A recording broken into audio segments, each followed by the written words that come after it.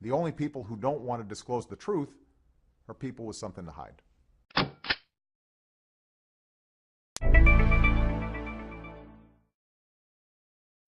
Good morning, everybody. I am Joseph Farah from WND.com, and we're going to be talking, as billed, very shortly about the lawsuit that you all want to hear about, the lawsuit against Esquire.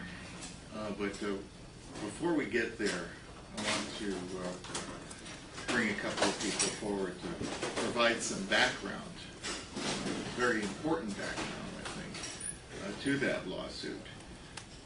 There is a very significant development in the very story for which Esquire was ridiculing WND and defaming WND. And so I'd like to introduce, to start, Jerome Corsi, the author of the book, Where's the Birth Certificate? Senior staff writer for WND, to fill us in on those details.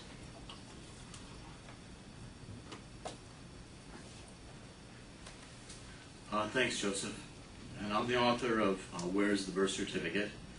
This is the book that we published on May 17th, and I want to give you some of the background, because I think the background here is important in understanding the lawsuit.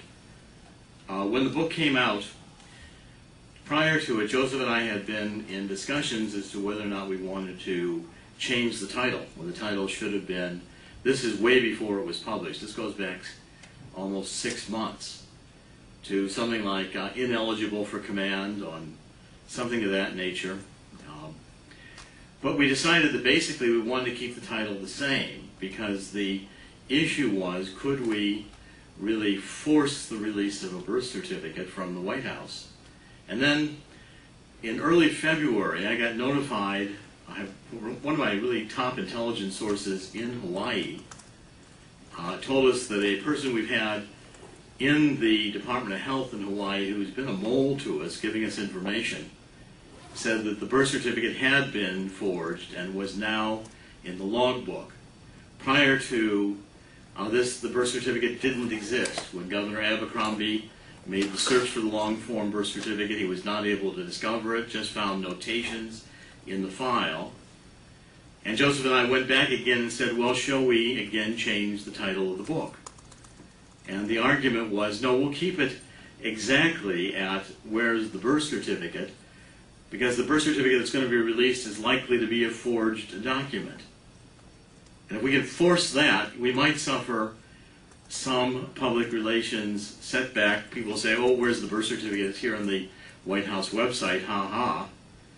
I said, but if they do that, it's in fact not really understanding that that birth certificate needs to be subjected to forensic examination. And if we could force the release of a fraudulent birth certificate, everything changed. And in fact, it did. On April 27th, when President Obama came forward into the press room and said, this is my birth certificate, suddenly the president is now in the chain of evidence. It's no longer possible to say, one of my subordinates or someone not associated with me produced the short form certificate of live birth. I'm not responsible for it. No, you've got now the President of the United States saying, this is my birth certificate. And with the release of that document, the entire future of the Obama presidency depends on the authenticity of the document. And with a year and a half left in the presidency, Senator Joseph, I think we'll be able to have the book established as a bestseller, and the book became a New York Times bestseller, despite the efforts of groups like Esquire to kill the book. And I remain absolutely confident that the reason the Obama administration was forced into the release of this fraudulent birth certificate was to try to prevent the publication of the book.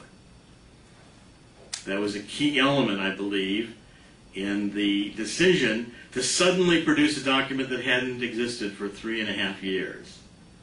If this birth certificate existed 3.5 years ago instead of 20 minutes ago, why didn't the White House release it when it was first requested in 2008.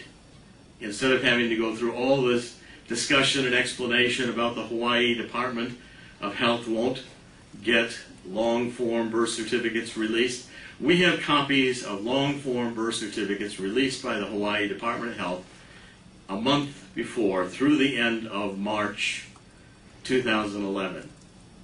The issue that the Hawaii Department would not release those documents is a lie. We have proof that they were releasing the documents to people who paid the fee and followed the Hawaii law, which has not yet been changed, that allows people access to their vital records. So when we had the release of this forgery, this fraudulent document, everything changed. Now, in fact, you've got a document the president is responsible for, one that needs to be undergo a forensic examination to determine if it's a forgery or not. And just from the prima facie looking at it, you'd say, well, if the White House was really determined to convince the American public that the long-form birth certificate was legitimate, any court in the world would have demanded the best evidence of the document, which is the document itself. And the original long-form birth certificate, if it exists, has not been released by the Hawaii Department of Health. It's still being covered up. It's still being held in the vault. It's still being shown to no one. We have no corroboration from the Kapiolani Hospital of the patient records of Ann Dunham. We have no confirmation from the patient records of Dr. Sinclair that he actually delivered the baby. All of these records, again, remain under seal as part of a continuing cover-up. And if you read Where's the Birth Certificate, as I think now thousands of Americans are, the book documents and demonstrates, first of all, there are more eligibility questions that have not been examined than just where Obama was born. Obama was born on the steps of the White House.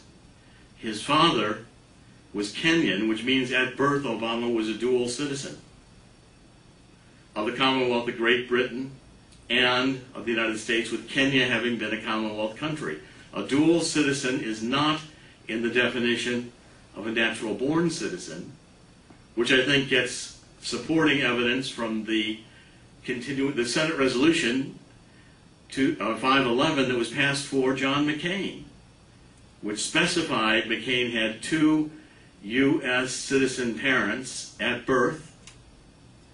Barack Obama co-sponsored that resolution and knew he could not meet its criteria. Barack Obama did not submit his birth credentials to the Senate for an equal examination. In fact, in the 125 exhibits in this book, the second from last is a Congressional Research Service report that documents Obama never submitted his birth credentials to any government agency. It's a loophole in the Constitution. Constitution, Article 2, Section 1 requires a president to be a natural-born citizen, but yet the Constitution does not empower any group or institution of government to be responsible for checking birth credentials of presidential candidates. And a major argument in this book is not only that we lack more documents on President Obama than any other modern president. We don't have his education records. Don't even have his grades going back to kindergarten, or whether he's registered in any of these schools as a foreign student. We don't have from Barack Obama whether or not Barack Obama was adopted in Indonesia or functioned as a dual citizen in Indonesia. His mother's passport records, Ann Dunham, indicate that she removed Barack Obama from her passport and said Barack Obama Soy Barca. School records say Barack Obama is registered as Barry Soetoro. Under all these examinations, I think what we find is that the book has presented arguments which have remained valid and have become a bestseller despite the efforts to kill the book. And a critical argument of the ridicule, a critical argument that Esquire was advancing, was that the book was saying, oh, well, now WorldNet Daily has doubled down saying it's a forgery. And I think that's where we want today to begin, which is the evidence that, in fact, the birth certificate released by Barack Obama, a PDF electronic file, and then some Xerox copies, is a forgery. To advance that argument, we've been publishing a series of analyses in WorldNet Daily, and we have today with us an expert, Mara Zbest. Mara has authored or been contributing editor, managing editor on over 100 books dealing with Adobe and Microsoft software. And with that, Mara is going to take us through the analysis of her study, which has been published in WorldNet Daily. It's available today. And Mara will give us the main points of her conclusion that the document is a forged document. Mara?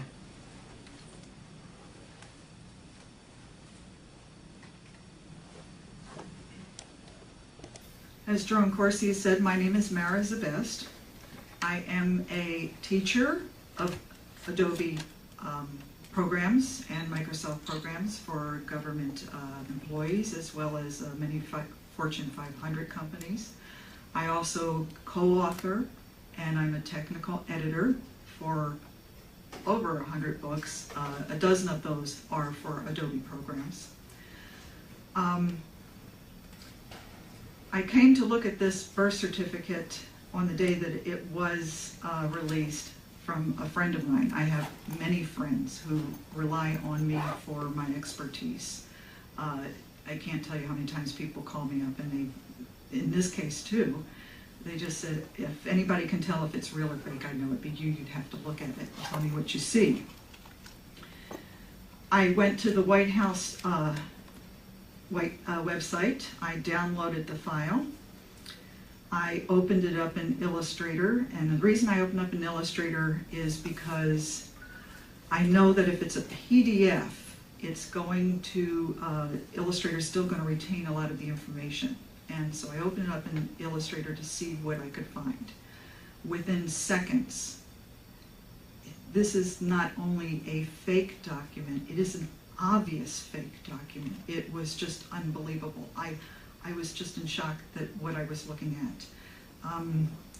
This document is just impossible that it could be authentic. And I can show you why.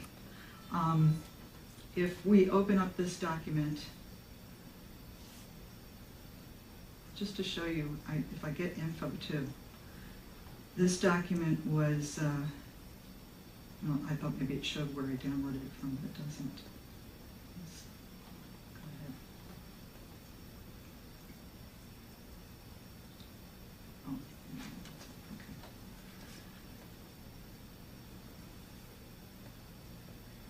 If we open this document up in Illustrator, oh, this is the report. Do you not have the document on here? That's why it looked like it was created.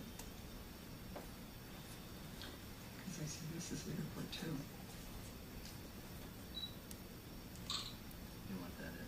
Mm-hmm. Open it in Illustrator. Well, you can do that. Okay. It's not in Illustrator. Well, where is this? It's right here. Mm-hmm. Just right click.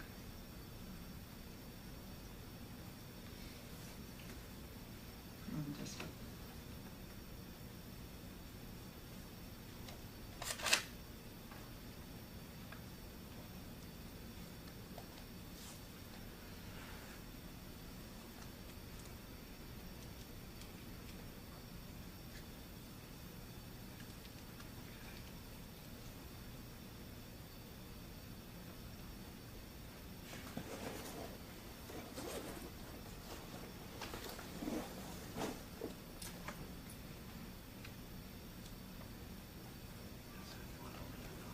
Yeah, just you need to right click on it and choose open it.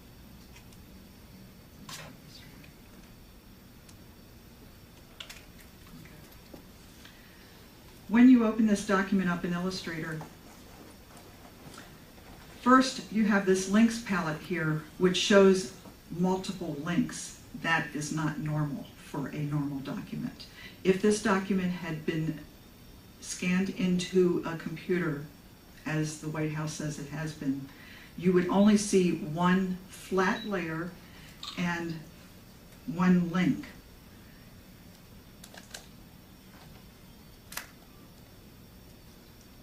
If we look at the layers palette here,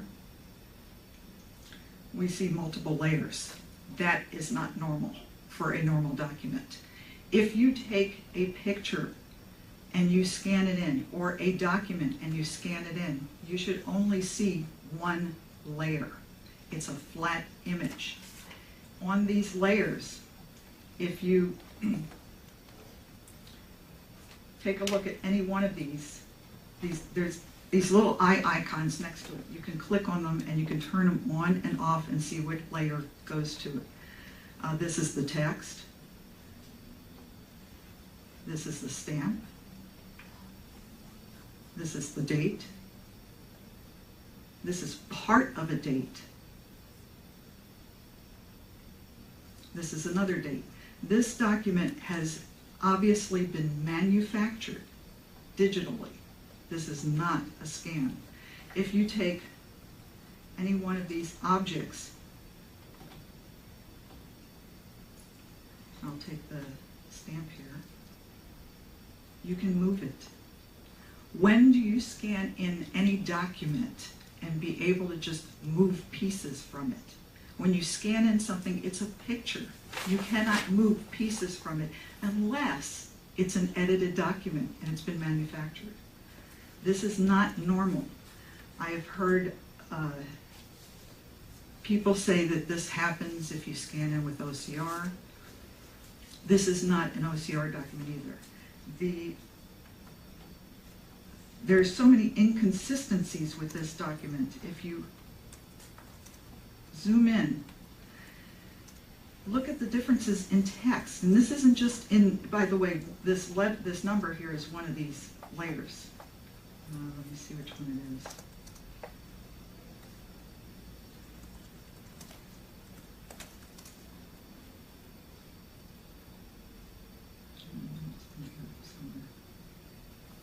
Well, these numbers here, when you're looking at this, you have an inconsistency of what I refer to as noise. When you scan in a document, you're going to have a consistency of pixelation, noise, whatever you want to call it. You can see that a little bit in this one here, which means it could have come from another document scanned, not necessarily this was scanned in with something here, which is what I think happened.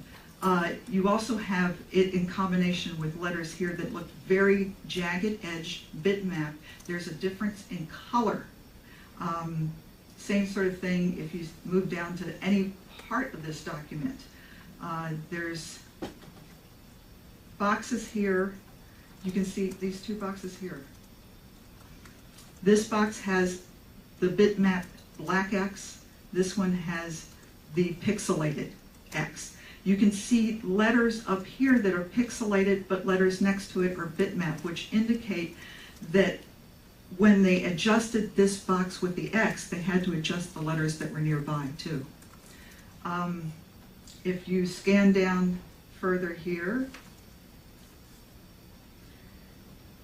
you have a difference. You don't have the bitmap and the noise mixed together, but you do have a difference in color. That color usually occurs when somebody thinks it looks black on the screen, but when they print it to PDF, it doesn't print as a pure black. So somebody made a lot of errors here. And as I said, I mean, I can only just reiterate it again. This is just not a fake, it's an obvious fake. I have not found anybody I know that I work with in my industry that have looked at this and can explain this other than this is an edited document. That's pretty much all I have to say here, I guess. And we're going to have time for questions and answers for Jerry and Mara. I know we do want to get to the lawsuit, but I want everybody here to think about the ramifications of what Mara's just showed us. That the birth certificate issued by the White House in April is clearly fraudulent. You know, And she's not the only expert saying this. In fact, every expert we have consulted has said the same thing. I want to make this point too. Not one news media institution in this country has found a qualified expert of Mara's caliber to affirm that this birth certificate is real. And that's astonishing, because if the press has gotten to the point in this country where we just accept whatever handouts the government provides to us and take them at face value, we're all in a lot of trouble. We never would have uncovered Watergate with that kind of attitude. So with that, I would like to transition here to talk about the Esquire lawsuit. And I want to introduce the very distinguished attorney and my dear friend Larry Klayman to tell us all about it. Thank you.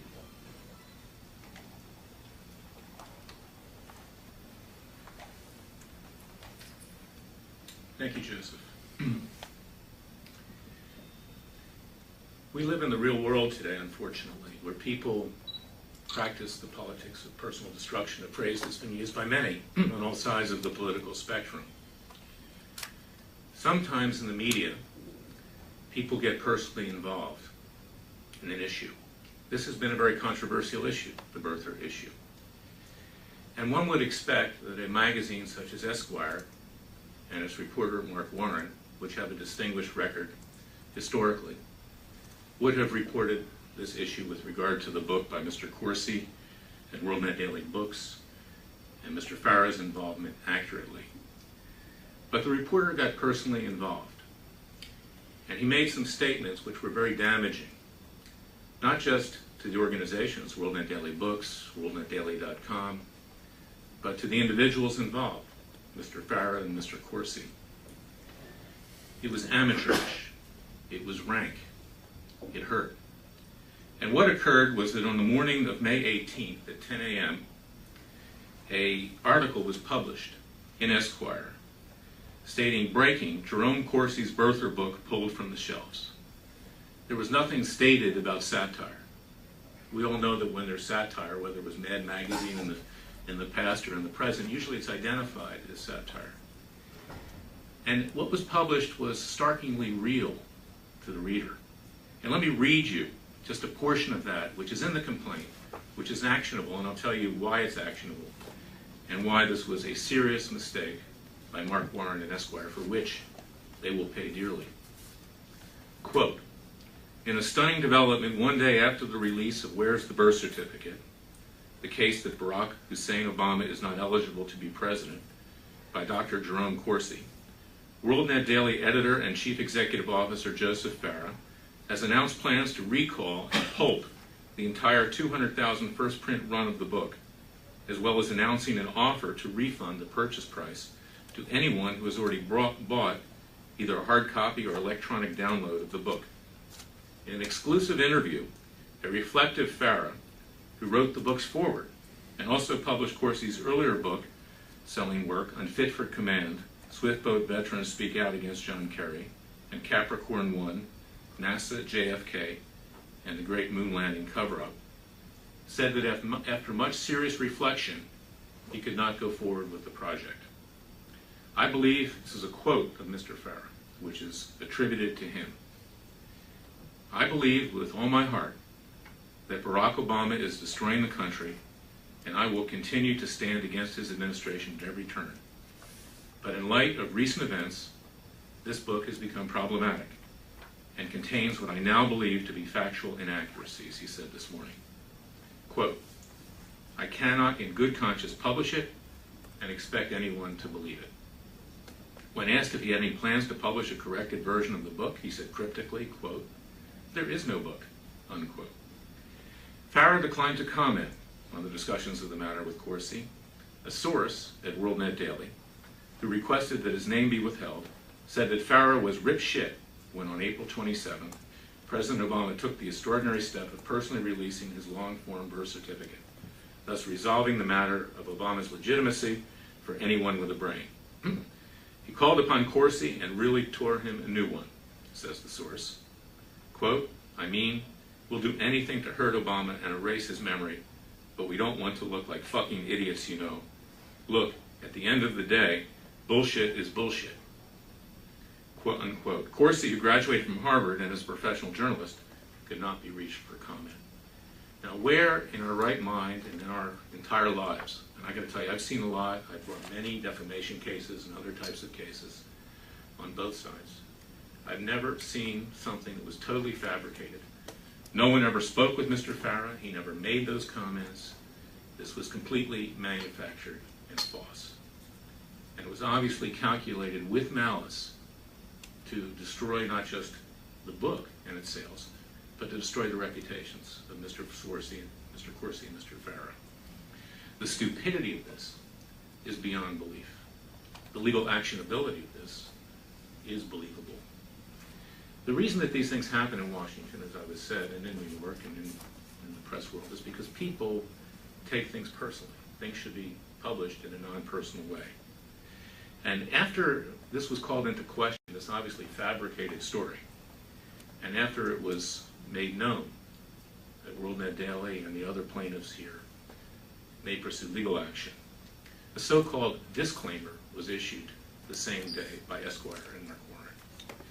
But it was not a disclaimer at all. In fact, it was intended again with malice, maliciously, to harm Mr. Farah and Mr. Corsi, as well as their organizations. And in this so-called disclaimer, Warren states, this is quoting him, "For those who didn't figure it out yet, and the many on Twitter for whom it took a while, we committed satire this morning." Isn't that ironic to us? We committed satire. It's like we committed a crime. To point out that the problems with selling and marketing a book that has had its core premise and reason to exist gutted by the news cycle several weeks in advance of publication. Are its author and publisher chastened? Well, no. They doubled down and accused the President of the United States of perpetrating a fraud in the world by having released a forged birth certificate. Not because this claim is in any way based on reality, but to hold their terribly gullible audience captive to their lies, to sell books. This is despicable and deserves only ridicule. That's a very important phrase. I'm going to explain that just in a second. That's why we committed satire in the matter of the Corsi book. Hell, even the President has a sense of humor about it all. Some more serious reporting from us on the whole birther phenomenon here. Then, in a comment that was made to the Daily Caller later, after all of this was published, Mr. Corsi, and this is at paragraph 15 of our complaint, and you all have a copy, called Mr. Corsi, and by extension the other plaintiffs, an execrable piece of shit. This is an organization, Hearst Communications and Esquire, which should be above the actions of Mr. Warren. It's surprising that at this point, Mr. Warren has not been disciplined, but he will be disciplined in the context of this case with large damages, because this did some real harm. The fact is the book is sold, and I'm not going to give testimony right now, I'm talking as a lawyer, but it hasn't nearly sold as well as it would have sold if the damage had not been done by Esquire and Warren, because immediately after this came out, WorldNet Daily Books and Mr. Farah and Mr. Corsi and others received a number of communications where distributors, booksellers, and others believed that the book was being pulled from the shelf, believed that Mr. Farah was going to rip one for Mr. Corsi. It destroys his reputation. So therefore, we have brought a multi-count complaint. Complaint for defamation, and even if the plaintiffs in this case are considered to be public figures, clearly there were admissions that this was malicious. The admissions that Mr. Corsi was an execrable piece of shit, and by extension the other plaintiffs, the statements that they should be held out for ridicule in the community.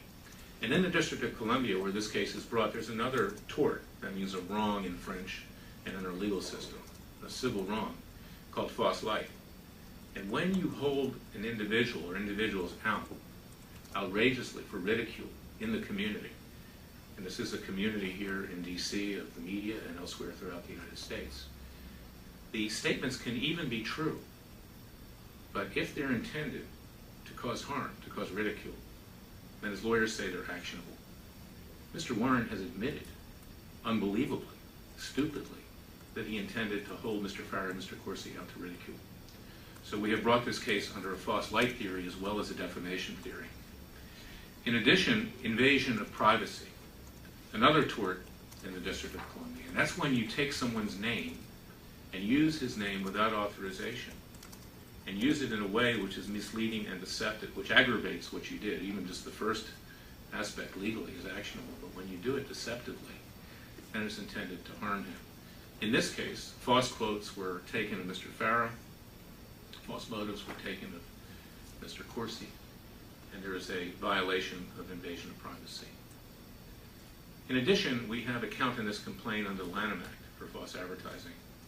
Esquire admits, particularly in the disclaimer, that they report on the birther issue. They like the fact that Mr. Farah, WorldNet Daily, WorldNet Daily Books, and Mr. Corsi are out there talking about the birther issue, because then they get to take the other side of the story, and they get advertising revenues from their circulation, etc. Well, by stating facts that were false, that were manufactured, this constitutes false advertising under the Lanham Act, the second part of the Lanham Act, as we plead in the complaint. And the damages are very onerous. We don't have to prove any damage to the plaintiffs, to ourselves, so that we can certainly show that, and will show that, significant damage here. Not just actual, but punitive damage. But all we have to show under the Lanham Act are the advertising revenues, the net revenues of Esquire with regard to its magazine and its false advertising. And they're huge. The damages could run in the tens of millions, if not millions of dollars. We have not pled that amount in the complaint. We've kept it very modest. But the jury will get to decide, this is a jury case, what those damages will be. And those damages are trebled under the Lanham Act, plus attorney's fees. So the bottom line is this, is that neither Mr. Farah nor Mr. Corsi or WorldNet Daily Books or WorldNet Daily wished to engage Esquire or Mark Warren or Hearst Corporation on any of these issues. They were forced into this. They believe in freedom of the press. They believe in letting people give their opinion and letting those opinions be decided in the court of public opinion, not in the court of law. But we had no choice but to bring this case. And by bringing this case, we're actually upholding principles of freedom of speech, not seeking to restrict it, but to uphold those principles. Because if a reporter like Warren, and if a magazine like Esquire and its parent, Hearst Communications, Inc., are allowed to do this to people in this country, and to destroy them, to try to destroy them, and to actually harm them, then that is an abridgment of free speech, because we should encourage speech in this country. We should not seek to stifle it. So I hope that you all will take a look at this complaint, judge it on the merits, judge it on the legal basis, but it's very strong. In my entire history of being a lawyer, and I've been a lawyer for many years, and been involved in these kinds of cases, and I can make no predictions, but from my own personal opinion, this is one of the strongest cases of defamation, false light, false advertising, invasion of privacy I've ever seen. And I am very surprised and shocked that Hearst Corporation has not come forward to Mr. Farah and Mr. Corsi on this issue to seek to resolve it. So we had no choice but to bring this lawsuit. Thank you. Stay up there, Larry, we can open up questions. Mara and Jerome, why don't you come up and we can field questions on both presentations at the same time. I do want to add something about Mara, who I've just met in the last couple of days. Mara is a lifelong Democrat. In 2008, she was a Hillary supporter, and I think that is worth pointing out because so much of this story has been mischaracterized with regard to, well, is it all politically motivated? We did not make up what you saw demonstrated here today. We did not manufacture that document that you saw on the screen today. Somebody at the White House did. And that's what she has demonstrated. And frankly, her work has been validated by every single expert we've talked to thus far. And by the way, I'd love to hear from some Adobe experts and some document experts who can explain these inconsistencies and anomalies that she has pointed out. Anyway, with that, open it up for questions on both issues. I got a couple questions for Mara. I kind of looked into your background, and you have significant expertise in Photoshop and Illustrator for Adobe programs.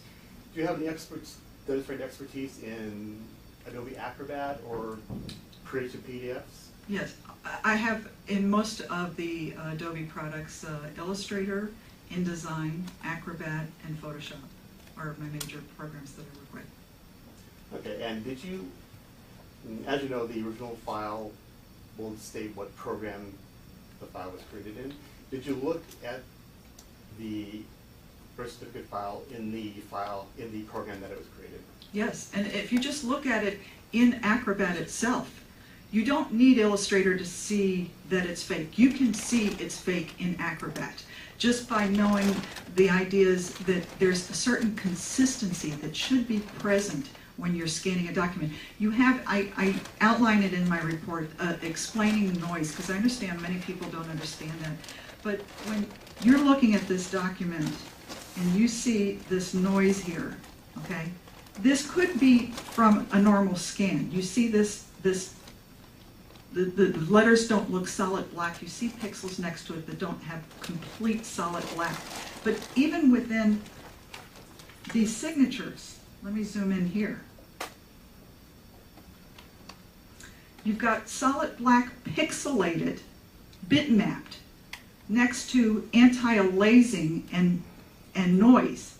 You have a mixture of that within the signatures itself. You don't get that when you scan a document. You can scan a document so that it's bitmapped, but the whole document would be bitmapped. You're not going to get a mixture. You understand? Does that make sense? I mean, it's you can't look at this and explain it that there's something wrong with my knowledge of these programs. There's something wrong with this document. Why did you open up in Illustrator and not Acrobat? Because I did open up in Acrobat. I looked at it in Acrobat and I saw a lot of anomalies, but I wanted to see if there was something more in this file that I couldn't see in Acrobat. You can't see layers in Acrobat.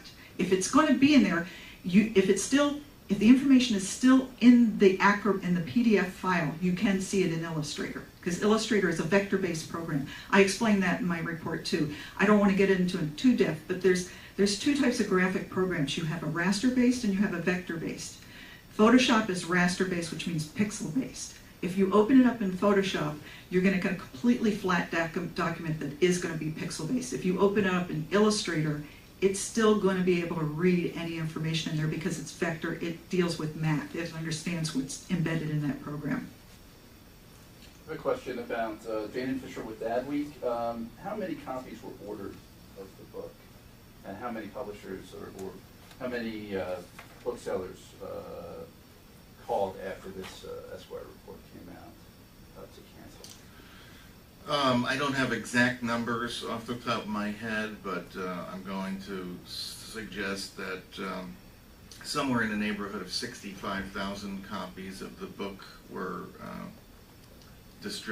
printed and distributed. We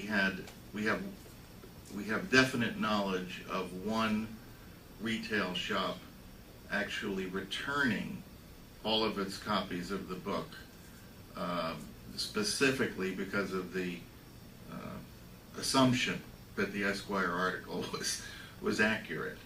And we only found out about that through chance, really. The way we found out about that, I think, is very instructive. Somebody who wanted to purchase the book, a consumer who wanted to purchase the book, went to that bookstore, and he was told that the books had been returned. He went home and he emailed me. Now, I don't know how many other consumers did that across the country at other retailers, but you know, there's an old saying in our business that for every person that writes you, that usually represents 100 or 1,000 other people who didn't write to you. That's the way we found out about the one retailer, and the situation was actually corrected as a result of that consumer emailing me.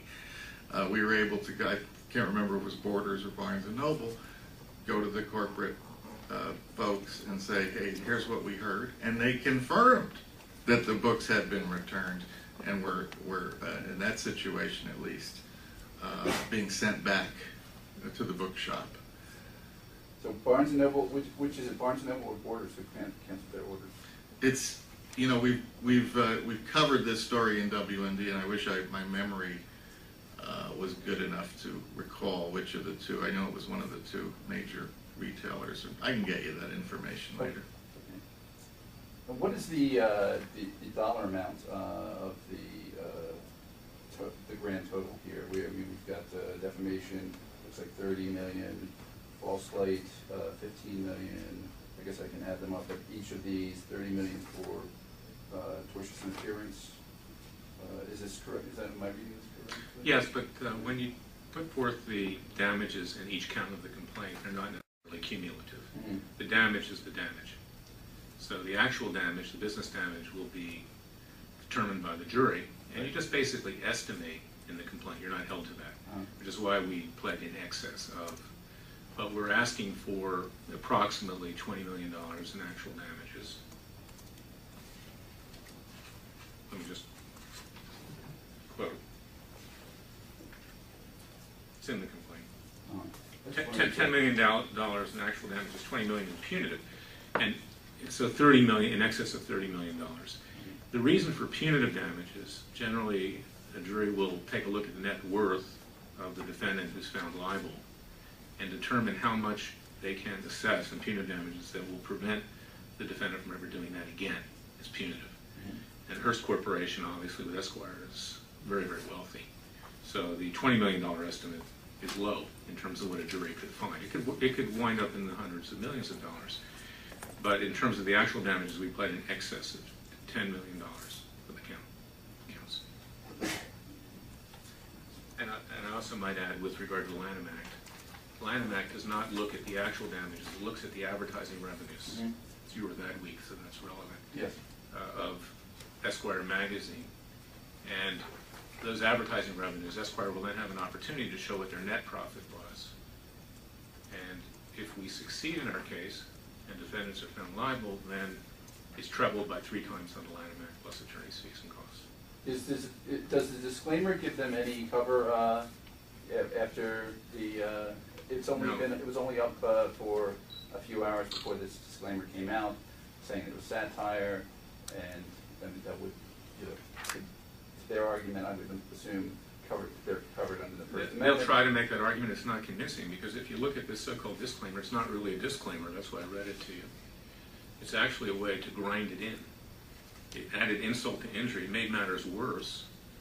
It disparaged Mr. Farah and Mr. Corsi and their organizations, and said that they should be held up to ridicule. That's why this issue of malice will not be difficult to prove. The author admits that he wanted to do a number on the plaintiffs because they're, in his view, obviously bad people. And as a result, this was not a disclaimer. It actually made matters worse, because he's calling Mr. Corsi, Mr. Farah, and their organizations liars in this disclaimer. He didn't say this was just simple satire. He said, these people are bad people. They should be held up for ridicule, and they're liars. So he, in fact, reinforced what he had written earlier, which is this book is not accurate, and this book is a fabrication and false. So this is not a disclaimer at all. And it was very, and that's why I say this, it was very stupid to write something like that. He really, Warren and Esquire and Hearst, they dug their own graves with that. Now, the original post, Esquire post, was tagged as satire. Well, not prominently, it was tagged as satire. Do you consider that a mitigating factor in this lawsuit? No. No, particularly in light of what was said. And then when the Daily Caller calls Warren for comment, he calls Dr. Corsi an execrable piece of shit. That's one other thing, Larry. I don't think anybody initially looked at that article as satire. I received calls from numerous news organizations within the first hour that that article was posted, and none of them even, there was no hint in their minds that this was a parody or satire. They were calling me to find out if it was true. They were calling for comments. And even after the so-called disclaimer was published, the inquiries continued for several days. So, Well, you know, wouldn't the reference to Capricorn 1 be a major clue that it was a satire? what'd you say? Wouldn't the reference to Capricorn 1 be a major clue that it was satire? That would be the only hint in there, because it, but when so much of what the author of the article is saying is untrue, how do you know when he's intentionally putting something in there that's untrue, that is obviously untrue? I'm looking at the printout here. Where is it stated that this was satire? In the original post, in the tagging, Here? it wouldn't be there in the print-only version, but in the original form. Yeah, I think it seems it like wasn't obvious to anyone who read the article. It seems like a WordPress blog. WordPress and other types of blogging programs have I'm a looking provision at, for having tags. They Uh, don't we- necessarily. We didn't see any satire on it or tags on it. Secondly, I want to address 2 points. One, a series of interviews, you can document the Bob Grant interview on WABC began with Bob Grant asking, assuming the article was true, how badly we've been damaged by the withdrawal of the book. That's the whole premise of the interview. I had several interviews like that, including recently, where still the impression is that it was said to be true. In relationship to the Capricorn, you might say, well, that was an obvious indication, but then you haven't recently read my Wikipedia entry, because you'd have to equally categorize it as satire for the lies it tells about my background, which we've been unable to correct. And I can point to many other sources on the internet which publish information about me that is just not true. So that in itself was simply an indication of the disdain with which Esquire attempted to hold me in the book. I have a question for Ms. Zebest. How could somebody release a document that you're stating is so amateurish that it's impossible that it could be authentic? How does that happen? I'm not sure I understand how a forger could forge a document that badly. I can't speculate on who did the document, on why this happened. All I can say is that from what I'm seeing, whoever put this document together obviously overestimated his abilities. Knew enough to be dangerous, not enough to know how to cover his tracks. I only touched on a surface of things that are wrong. There's topography errors. There's the inconsistencies with the time of 1961. There's inconsistencies in the fact that there's even a background color. There shouldn't be one.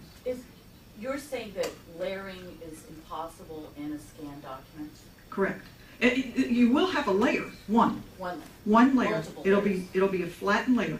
The only time you have more than one layer is if you edited the document.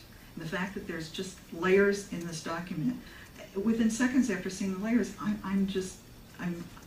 was shocked. I'm going, oh my God, I can't believe what I'm seeing, and how sloppy it is too. This is for Mr. Planner. I want to, before, just to answer that question, my assumption in terms of why the document was so poorly prepared is that the White House scrambled to produce a fraud between the time that Governor Abercrombie could not find the long form document and my book was coming out. So I think this was a panic rush job. Clearly the White House couldn't put out a request for proposal for qualified forgers to apply here and submit their costs, so it had to be done by a small group that the president trusted, and obviously that group included someone who felt that they were competent on Adobe software, but yet as Mara has pointed out, utilized that software in an amateurish fashion to create an apparent and obvious fraud, which was apparent to us in the first hours of looking at it. If I could add one thing, Jerry. The White House has provided, through the Washington Post, a timeline of when they decided to act with regard to the birth certificate. And their timeline shows that it was 24 hours after Jerry Corsi's book hit #1 on Amazon for the first time. So I think that that speaks to Jerry's answer very directly. I'm sorry, was there another question? We interrupted? Yeah, sorry, about the correspondence between Mr. Warren and Hearst after the satire, or after the article came out. Could you tell us what attempts you made to resolve this issue prior to the filing of the lawsuit? Well, I, as the lawyer, did not make any attempts. We were out there, my clients were out there with stories and publications saying that they may bring a lawsuit, which was an invitation for Mr. Warren, Esquire, and Hearst to contact us and say, hey, you know, we did something wrong here. You don't even have to admit it. Say, we'd like to make good on this. We never got any kind of a response from them or any kind of entreaty. So we were forced to bring the case. But we did wait to see whether indeed that would happen. And it didn't. Of course, Mr. Clayman, last year you filed on behalf of Rolling Day a lawsuit against the White House Correspondents Association regarding tickets for the correspondence dinner. Now that was basically dismissed from court rather quickly. How do you think you'll fare better on this case? Well, first of all, we decided not to pursue that. But the issue here is this case, not that case. So if you want to relive that case, we'll do it in some other form. Okay? All right. Thank you. Yep, for Mr. Corsi, did you work at all with Donald Trump in this regard? I mean, he's claimed credit for forcing the White House. Well, Donald Trump called me a number of times and was always curious as to what we were doing. And I constantly advised Donald Trump, including after the birth certificate was released, to say openly what we're saying, and that is that the document needs to be submitted to independent forensic testing. And there should be independent corroborating evidence from the hospital and the attending physician that claims that Obama was born at Kapiolani Hospital and Dr. Sinclair attended the birth. And Mr. Trump didn't advance those arguments very strongly, but he did in the course of the conversation say that repeatedly that his computer golf expert had told him within the first hours of it being released that in his judgment the document was also a fraud. And Trump indicated to me that he continued to believe that. And all the conversations I had with Donald Trump were, he never once asked them to be off the record, and he's a sophisticated user of media, and so we reported the conversations. Okay, now you've never examined the actual certificate. You've only examined this PDF, right?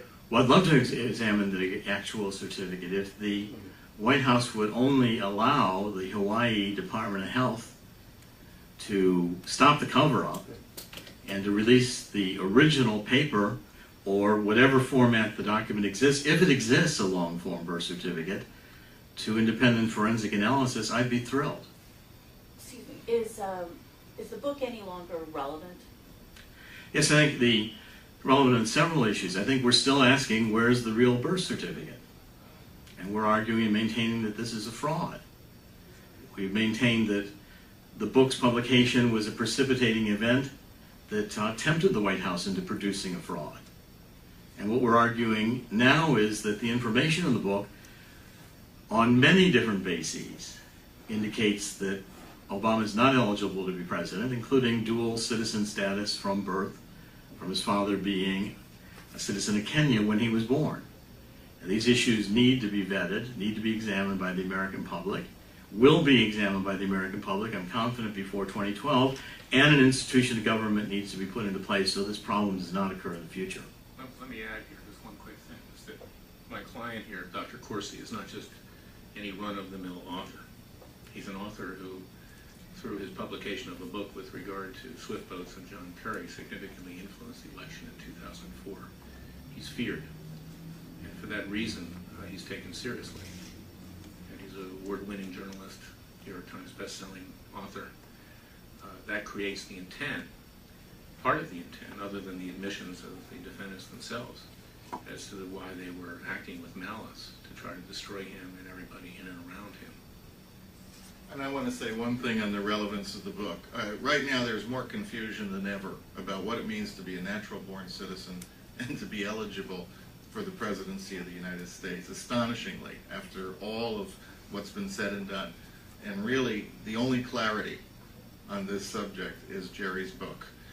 Yesterday, I saw a Senator Dianne Feinstein letter to a constituent who was asking her about Obama's eligibility.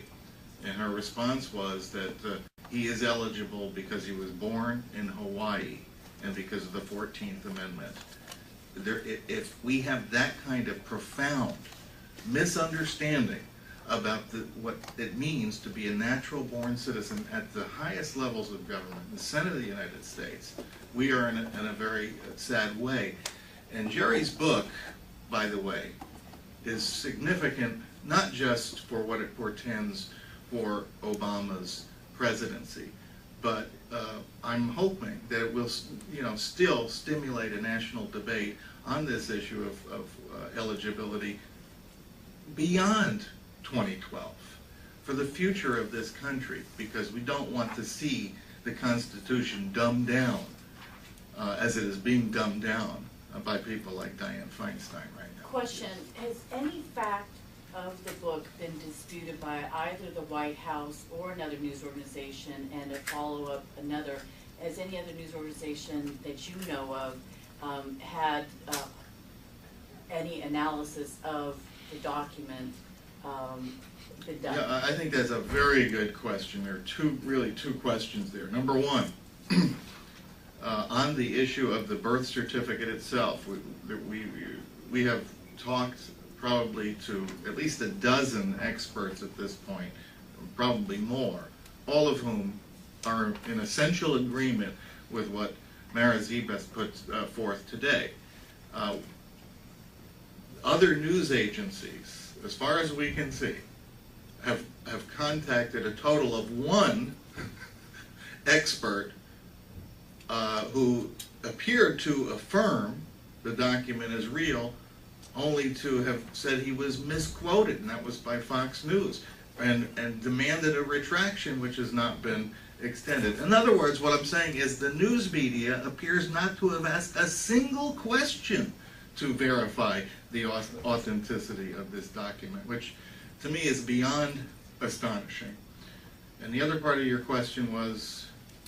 Well, has any fact been disputed? Oh, with regard to the book, no. And a book like this, which it's almost unbelievable, because Jerry wrote another book that was, several books of his have been #1 New York Times bestsellers. One of them was Abomination, where the White House actually put out a 40-page report. The campaign put out a 40-page report of efforts to contend with factual issues in the book, none of which were, in my opinion, significant in any way, shape, or form. But with regard to this book, I haven't seen any facts disputed by anybody in the news media, by the president, by any of his supporters. Factually, the book is apparently, after it's been out for almost 3 months now, beyond reproach.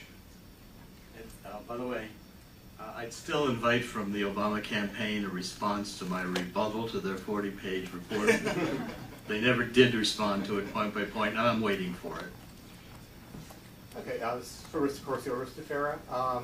Say that no expert you talked to has said that the certificate file is anything other than fake.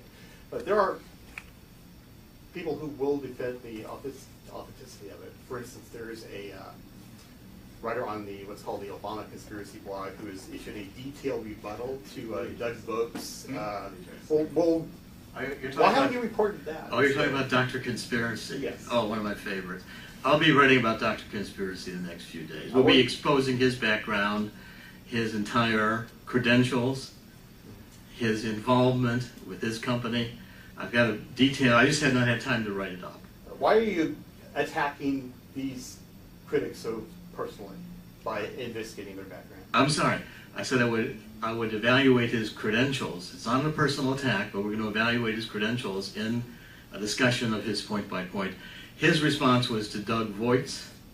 Yes. Yes, and Doug Voigt has partially responded to him. We'll debate all of this out in print within the next few days. But will you do it without the context of attacking him? Well, as I think I just indicated, in fact, my rebuttal, if you take a look to my rebuttal, examine that, and of the 40-page report that the Obama campaign produced, I thought that was a very level, logical, point-by-point argument. I would tend to do the same with what Dr. Conspiracy has produced. Well, we have a question on here. Yeah, if you said that all these documents remain under seal. If Hawaii, the Department of Health, has documents on Obama's birth, doesn't that, can't you infer from that that he was born in Hawaii? Why would they have foreign documents? Hawaii, for instance, as I point out in the book, issued a birth certificate to Sun Yat-sen. It was the nationalist leader in China, and I cite the various statutes in Hawaii that permit the family to register as a Hawaiian birth, a foreign birth. So I think Hawaii has been notorious. Was Sun Yat-sen born in Hawaii? No, he's born in China. His nationalist, you can certainly find out who Sun Yat-sen is. I know who he is, but I don't know where he was born. born in China. Okay. Nationalist leader from China, very famous. He was not born in Hawaii. Hawaii gave up birth certificate. I have it published in the book. If Hawaii has any long-form birth certificate, or whatever records it has, to end the cover-up, Hawaii should come forward with those records. And in the best evidence basis, it certainly would be required in a court of law. Let me also add, I think it's well known in the community that tries to make government less dishonest. I was the founder of Judicial Watch, Freedom Watch, etc. Hawaii is known for its corruption. Hawaii, Louisiana, Rhode Island. It's not a state that has always been lily white. For Mr. Klayman, does the release of this report from Ms. Zebest have any effect on the lawsuit? Is there any relationship other than the fact that it's... Yes, that's an excellent question. Is that Mr. Warren, Esquire, and Hearst Communications will probably try to allege that what they said was the truth. Truth is a defense in a defamation case. We are saying that they weren't the truth, they weren't telling the truth because they said that we had lied, that we had falsified facts, that in fact we had pulled books from the shelves, etc. It is very likely that discovery will lead into the White House. And it's very likely that we will, if they raise those defenses, be able to obtain any alleged original birth certificate. Jerry Falwell never had sex with his mother in an outhouse, right? But that was protected under free speech. Why? Those weren't true statements, and that was protected. Why isn't this protected? It's not protected because this, A, was done with malice. B, it wasn't so unbelievable as what was said about Jerry Falwell that the reader would come to a different conclusion. This was very much a story which was, in its own sick and dishonest way, based on what people could reasonably conclude was reality. And in fact, they did. As Mr. Farrow is stating, he got over 65 responses on this. So it's not something fantastic about Jerry Falwell having sex with his mother in an outhouse. If you're going to have sex, you probably wouldn't choose an outhouse. For your mother. For your mother. For Ms. Zebest, you're saying here that there's obvious cutting and pasting or copying and pasting. Yes, there's lots of evidence of that. How do I get this just started? Yeah.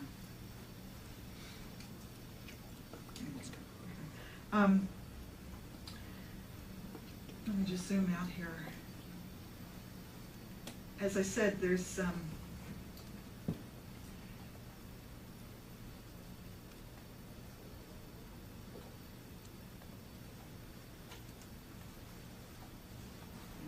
one in this area here especially, this is one particular area I noticed. If you have, this I, for example, in judicial, is duplicated pixel for pixel.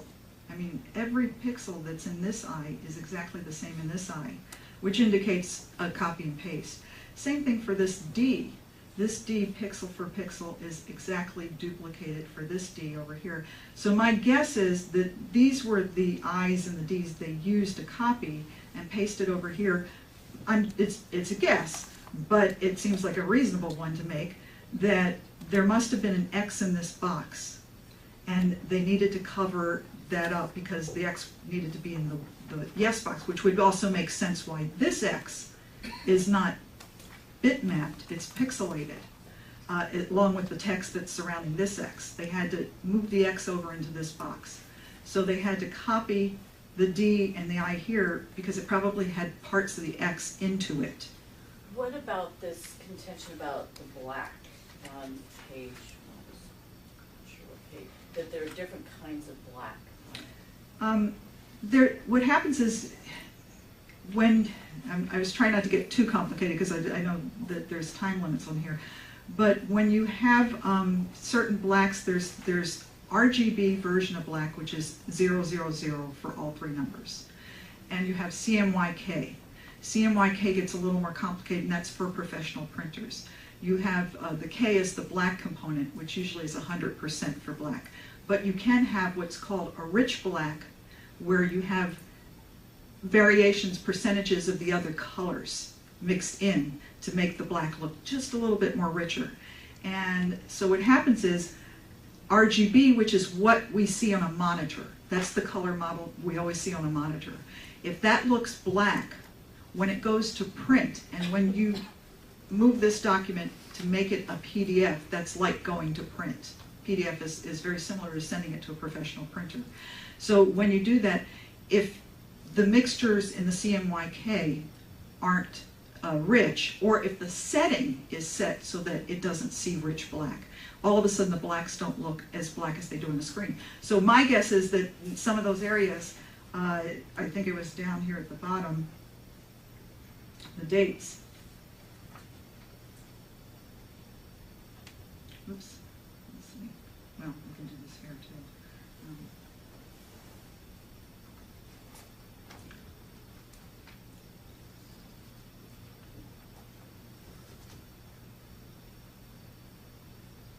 Let's see, does it work? There we go. Down here in the dates, you can see that you've got the differences in blacks here. So this looks like this is, well, not looks, this is one of the layers. This was the layers, and again, the really dark black here in the 1 and the 9, that's on a separate layer, and the light blacks are on a different layer, meaning that that was pieced together too, parts of that date.